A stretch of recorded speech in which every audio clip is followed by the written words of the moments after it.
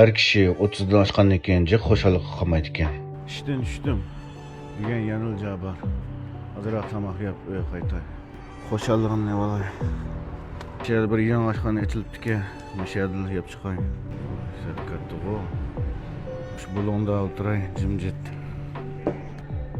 Addi bir nürüme işçi.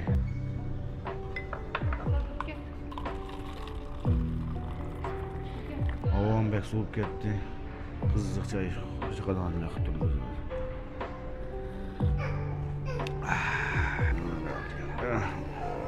Set o'xshab ketgan.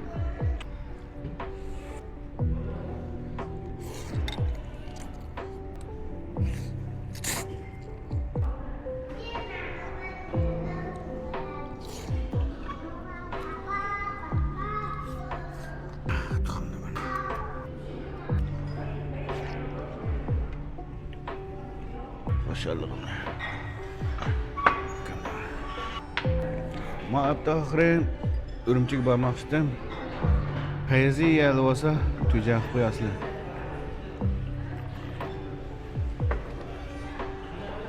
Xo'sh.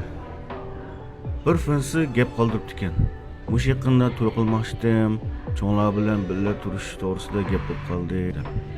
Meningcha to'y qilgandan keyin ota-onamizning salomati yer bersa, ota-onamiz bilan birga turmaslik kerak. Chunki biz to'y qilgandan keyin oilaning mas'uliyatini ustimizga olishni boshlaymiz. Turmushda harg'inlik, bisim va qiyinchilikdan xoli bo'la olmaymiz. Agar ota-onam bilan birga tursak, ular har vaqt bizga diqqat qilib turdi.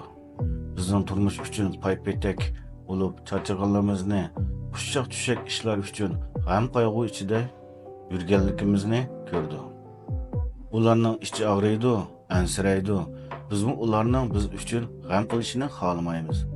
Biz ularning nazarida o'zimizning mangu qaysar, mustaqil, baxtli bola bo'lishimizni umid qilamiz.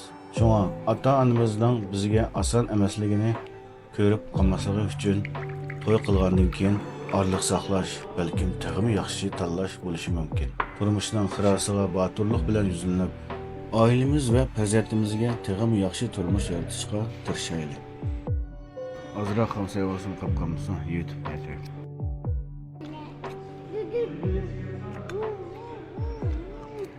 Otuz yaşdan aşkan aralardan xo'shallig'i. Seni aytib olay umug'im. Yani xo'shallik bir ko'rdi. Aytishdan tushgan ko'rishaylik.